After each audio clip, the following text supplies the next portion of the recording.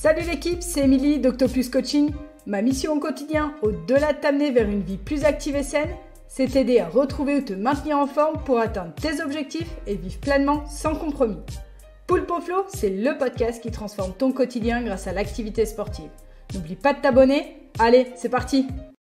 Salut, aujourd'hui je vais te parler d'un sujet qui a pris une place importante dans notre vie quotidienne et sportive, les montres connectées.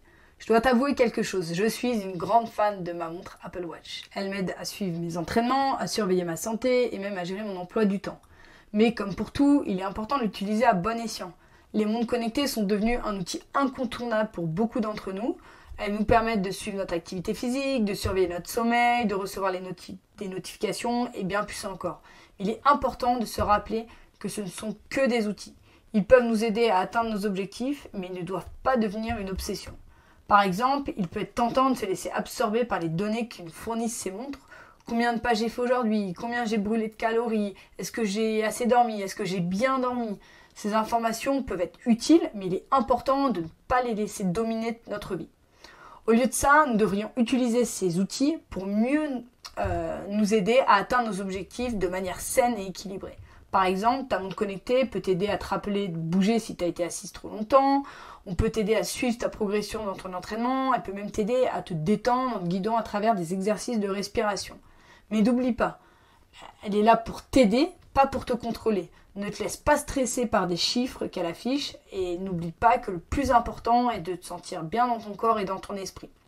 Et puis, il y a des utilisations un peu plus décalées de ta montre connectée. Comme par exemple, as-tu déjà pensé à utiliser ta montre pour cuisiner? Oui, cuisiner. Avec cette fonction de minuteur, ta montre peut t'aider à ne pas brûler tes plats. Ce qui est vraiment, j'avoue, une grande aide pour moi. C'est une belle évolution dans mon niveau de cuisine. Ou encore, tu peux utiliser ta montre pour suivre ton rythme cardiaque pendant une présentation importante au travail. Ça peut t'aider à gérer ton stress et à rester calme. Et que dire de l'utilisation de la montre connectée pour la méditation? Avec des applications dédiées, ta montre peut te guider à travers des séances de méditation. Elle t'aidera à rester concentré et à lâcher prise. Au moment où je tourne ce podcast, ça fait 125 jours qu'elle m'accompagne dans ma méditation quotidienne et c'est vraiment un outil pratique et efficace pour maintenir ma régularité. Mais avant de conclure, j'aimerais aborder un aspect important de l'utilisation des montres connectées, la sécurité des données.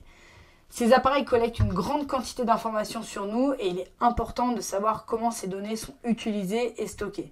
La plupart des fabricants de montres connectées prennent la sécurité des données très au sérieux et ont mis en place des mesures pour protéger tes informations. Cependant, il est toujours bon de vérifier les paramètres de confidentialité de ton appareil et de t'assurer que tu es à l'aise avec la façon dont tes données sont utilisées. Et rappelle-toi, bien que ces informations puissent être très utiles pour suivre ta santé et ta forme physique, elles ne remplacent pas un avis médical professionnel. Si tu as des préoccupations concernant ta santé, il est toujours préférable de consulter un professionnel de la santé. Alors la prochaine fois que tu regarderas ta montre connectée, rappelle-toi, elle est là pour t'aider, pas pour te stresser. Utilise-la à bon escient et elle peut devenir un excellent outil pour t'aider à atteindre tes objectifs de santé et de bien-être. Et voilà, c'est tout pour aujourd'hui. Si tu as aimé ce podcast, n'oublie pas de t'abonner. Merci de m'avoir écouté. C'était Émilie. Ciao!